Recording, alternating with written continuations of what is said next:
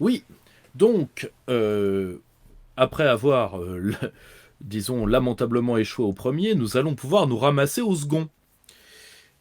Emmanuel Macron a décidé de nous, disons, de nous faire subir un deuxième confinement, alors que le premier n'a pas fini de révéler toutes ses tares en termes de santé publique. Nous allons revenir dessus. J'espère que nous aurons bientôt une vidéo explicative de Nicole et Gérard Delépine qui ont fait un ouvrage complet là-dessus. On va être très clair, le confinement est un triple problème. C'est un problème en termes de santé publique, c'est un problème en termes de liberté publique, c'est un problème en termes d'économie. Dans les trois cas, ce sera un échec. Et ça l'est déjà. Pourquoi? Vous savez, on a souvent cru en philosophie des sciences que le critère de validité d'une expérience était sa reproductibilité. Ben là, c'est pas tout à fait faux. C'est-à-dire que on a déjà échoué une fois, on va échouer une deuxième fois, et nous l'aurons réitéré pour bien que le monde entier comprenne que la France a la classe politique la plus nulle au monde. Bon. Donc, si on prend les trois points, en termes de santé publique, la France a un nombre de cas qui ne baisse pas, pour une raison, c'est que ce n'est pas une deuxième vague, c'est une nouvelle épidémie d'une forme d'une forme, disons, on va éviter le terme mutant parce que ça fait peur à tout le monde, mais disons d'une forme évoluée du Covid-19. Hein, alors je suis désolé parce que comment dire, je ne suis pas suffisamment, disons, amateur de mouches pour me céder à la querelle sémantique du Covid ou de la Covid, c'est pas ça le souci. Le souci, c'est de se rendre compte que nous sommes face à une épidémie d'une maladie qui est de la classe des Covid, donc une épidémie qui passe avant tout par les mains, et que on est en train de dresser les populations à des gestes absurdes face à ça. Alors, à titre personnel, je ne méconnais absolument pas le fait, que nous avons une camarade proche du cercle Aristote qui a eu des soucis avec cette maladie, donc à titre personnel, beaucoup des membres de ma famille l'ont eu pour une raison qui est simple, c'est que moi je suis issu d'un milieu entièrement ou quasiment entièrement fait de blouse blanche, donc un milieu qui est en première ligne, médecin, infirmière. Donc je ne relativise pas ce qui est avant tout une grosse épidémie hivernale qui s'attaque à des sujets âgés. C'est-à-dire qu'elle les achève plus qu'elle ne les tue, c'est-à-dire que je peux en parler tout à loisir. Hein, j'ai l'homme qui est mon papa qui m'a élevé est gériatre et donc il s'occupe des personnes âgées et très âgées. Et si vous voulez, quand vous êtes face à une moyenne qui est entre 82 et 84 ans, c'est très dur quand vous voyez quelqu'un qui meurt, qui a des comorbidités, obésité morbide, diabète, problèmes cardiaques, etc. C'est très très dur car j'ai de donner une cause unique à la mort alors que fondamentalement c'est le dernier pépin qui achève un mauvais état général. Mais c'est pas grave. On a décidé, face à la réalité d'une épidémie qui fondamentalement tue comme une grosse grippe pulmonaire, on a décidé de bloquer tout un pays. Le problème, c'est que le confinement n'a mené à disons à aucune baisse réelle du nombre de contaminations, que déjà le nombre réel de ces contaminations pose question en raison à la fois de l'utilisation des tests PCR et de leurs limites, et particulièrement d'un nombre non élucidé encore, mais a priori assez colossal statistiquement, de faux positifs, mais surtout nous nous trouvons face à des populations qu'on a, disons, qu'on a essayé, qu'on a ressorti de la rue, qui sont confinées chez elles et qui néanmoins contractent le virus et a priori d'ailleurs sans impact morbide hors norme, en dehors des sujets à risque, c'est-à-dire de ceux qu'à la rigueur il aurait fallu isoler dès le début, ce que et Raoult et Perron et tout le monde, tous les gens un peu sérieux avaient dit, ceux qui étaient dans les plans de la santé publique, ce qui a d'ailleurs été ressouligné par Philippe Douste-Blazy il n'y a pas longtemps, mais on ne s'est pas concentré sur les sujets âgés, on les a même d'ailleurs mis en danger relatif en les envoyant voter, etc. Mais surtout, là où on a mis la France entière en danger, c'est qu'on a confiné les Français tout en gardant les fenêtres ouvertes. C'est-à-dire qu'on n'a pas fermé les frontières pour pouvoir faire vivre l'Union européenne, faire vivre Schengen, toujours la même xénocratie. Emmanuel Macron au service des intérêts étrangers, d'outre-Rhin particulièrement, mais aux intérêts bruxellois de toute façon. Or, d'où nous vient ce virus, disons, qui est une altération ou une évolution du Covid-19 ? Eh bien, nous en avons eu plusieurs qui ont débarqué. Un qui a débarqué du sud de la Méditerranée, mais qui, de toute évidence, s'est autodissous de sa belle mort, hein, vu qu'un virus, c'est un organisme vivant. Il naît, il croît, il vit, enfin, il décroît, et puis il disparaît. Et un qui est arrivé d'Europe du Nord. Et oui, donc ce coup-ci, on pourra pas dire que, on pourra pas, disons, dire que c'est l'immigration extra-européenne ce coup-ci. Vous inquiétez pas, hein, elle nous donne déjà de ses bienfaits et ses chances pour la France et pour qui vous voulez.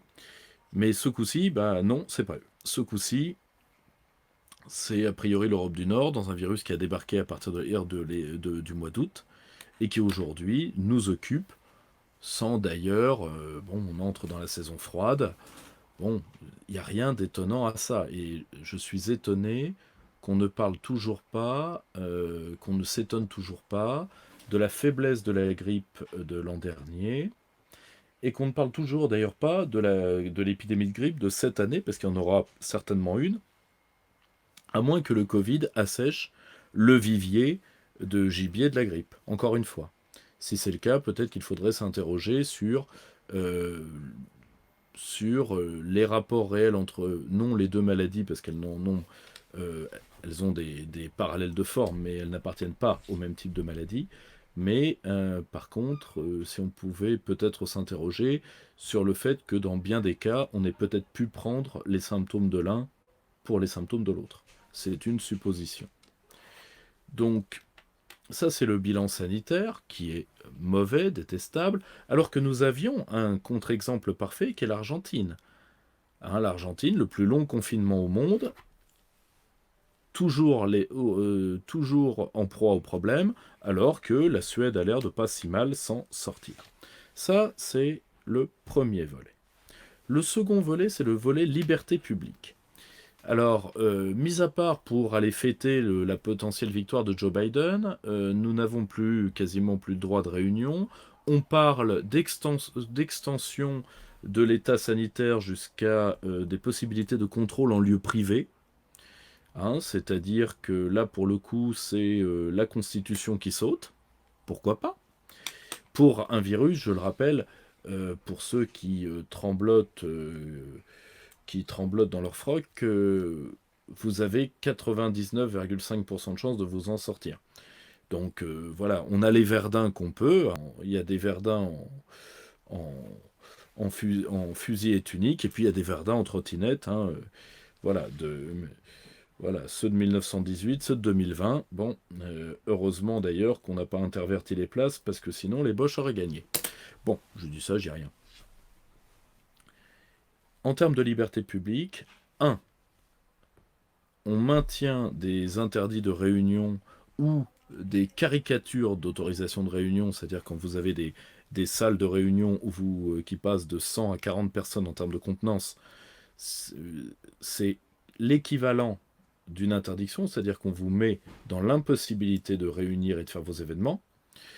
On menace d'un air sourcilleux toute personne qui a l'air de critiquer l'état sanitaire. On ne sait pas d'ailleurs quand cet état sanitaire prendra fin. On parle du 15, certains parlent de mi-février, d'autres parlent de mi-avril. Donc combien de fois Emmanuel Macron va-t-il jouer à ce jeu-là?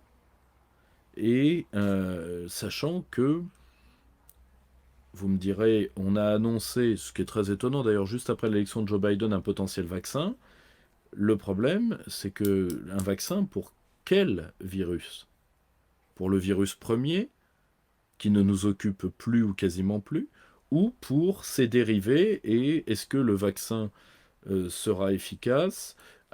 A-t-il été testé? Et ce qui est très drôle d'ailleurs, c'est qu'on se jette sur un vaccin qui a été testé, alors que de l'autre côté, on interdit les médicaments qui ont rempli leur grille de test depuis, pour certains, près de 70 ans.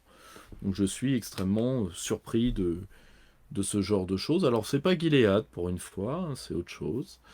Mais je suis aujourd'hui extrêmement surpris de la manière dont le pouvoir se sert de cette crise pour domestiquer les populations, pour les habituer, et ça c'est important de le souligner, à ce qu'on appelle le conditionnement par l'absurde, qui est une facétie de régimes autoritaires, c'est-à-dire on vous fait faire des choses qui n'ont pas de sens. Par exemple, on vous fait mettre des masques chirurgicaux antibactériens pour lutter contre une infection virale. Pourquoi pas? Pourquoi pas? Et on vous sort en plus comme exemple l'Asie, dont le port du masque, il est vrai, est généralisé, mais avant tout pour des problèmes de pollution. Je trouve ça très très drôle. Si vous voulez, apprendre aux gens à croire et à dire et à faire n'importe quoi. À ne plus utiliser leur raison, ce qui au passage, je vous rappelle quand même le philosophe Alain, un citoyen c'est contre les pouvoirs, contre dans les deux sens, contre tout contre et contre en opposition. Hein, je soutiens mon pays tout le temps et mon gouvernement quand il le mérite, disait l'autre. Et aujourd'hui, c'est la capacité citoyenne de réflexion et de décision qu'on a voulu suspendre, ce qui, dans un État démocratique, aurait dû poser question.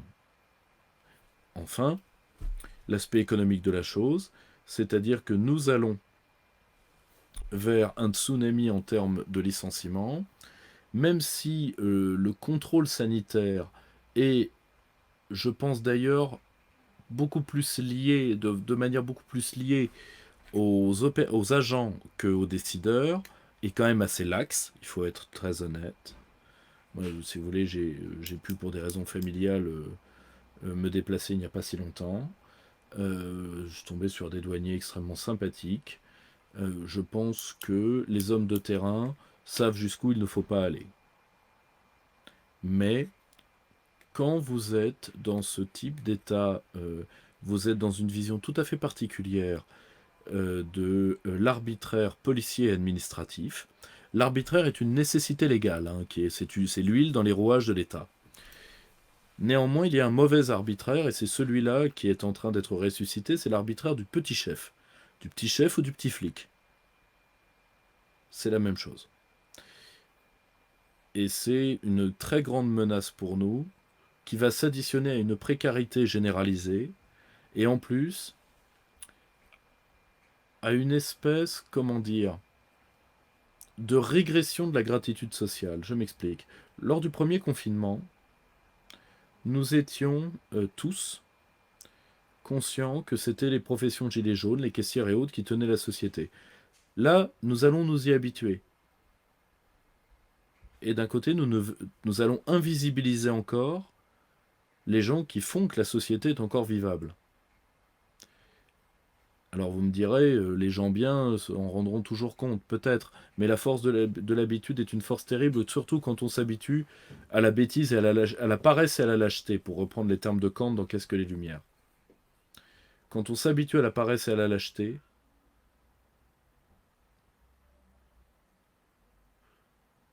comment dire, on régresse en tant que peuple. Parce qu'un peuple comme corps politique, c'est quelque chose qui est capable de s'opposer. Mais quand la paresse et la lâcheté se déversent, quand elles entrent par tous les pores de la société,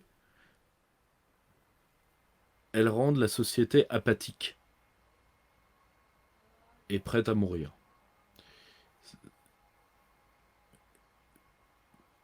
De plus, et ça va être un véritable problème psychologique. Je m'explique. Le camarade Stéphane Edouard a fait une très belle vidéo avec le camarade Maxime que j'embrasse, pour les clubs du mercredi, sur les changements sociologiques au sein des entreprises, particulièrement dans les rapports hommes et femmes. Mais ça va aller encore. Si on élargit le spectre, nous allons avoir le confluent d'une disparition des liens sociaux, automatiques, des liens sociaux tactiles et des liens de reconnaissance qui ont cimenté notre société. Déjà, dans une société libre, un homme ou une femme montre son visage. Premièrement. Deuxièmement, la disparition des poignées de main. La disparition des poignées de main, la disparition des accolades, etc., etc., etc. Tout ça va avoir lieu en même temps, donc un phénomène d'isolement social qui va se payer psychiatriquement. Les asiles sont déjà pleins. Un phénomène d'isolement social, c'est-à-dire que chacun est enveloppé dans sa bulle sanitaire et qui va arriver en même temps que la grande précarité. Je vous le dis tout de suite, nous allons vers des forêts de gens à la corde, mais à la corde physiquement. Et tout ça, nous pourrons en remercier Emmanuel Macron, et nous pourrons en remercier tous ceux qui lui ont emboîté le pas par leur nullité, je pense à Marine Le Pen particulièrement, et qui en plus arriveront à nous le faire réélire pour le plus grand malheur de la France. Alors vous me direz, que faire ? Déjà, il y a très peu de politiques qui font le boulot. Philippot fait un travail extraordinaire là-dessus. Philippot, Asselineau, NDA, pas grand monde d'autres. C'est d'essayer de faire des réseaux de socialisation et de réinformation qui tiennent pour que les populations continuent à entendre un autre discours et continuent à avoir une distance par rapport à leurs actes. Car sinon, la socialisation par l'absurde, surtout chez les esprits éduqués qui ont l'habitude de la répétition, enfin les esprits dits éduqués, mais en tout cas instruits dans nos systèmes, c'est-à-dire instruits par les modèles de répétition et non, par des modèles d'initiative, vont devenir des personnalités, vu qu'ils sont déjà formatables, ils seront formatés, et ça va concourir à la baisse globale, non pas uniquement du civisme, mais à la baisse globale du niveau des populations. Vous savez, la démocratie ne meurt pas uniquement sous des tonnerres d'applaudissements, comme c'était dit dans La Revanche des Sith, mais elle meurt surtout dans le couinement des pantoufles.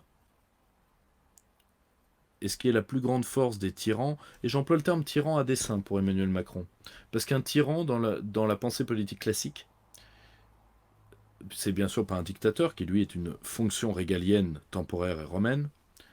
Un tyran, c'est l'homme qui fait de sa volonté la loi, c'est un être capricieux. C'est un être qui n'est pas arrivé au stade adulte du fait politique. Ce qui est exactement Emmanuel Macron, un petit être capricieux qui fait de ses caprices la loi. Ce qui fait la force des tyrans, c'est qu'à la fin, tout le monde s'en fout.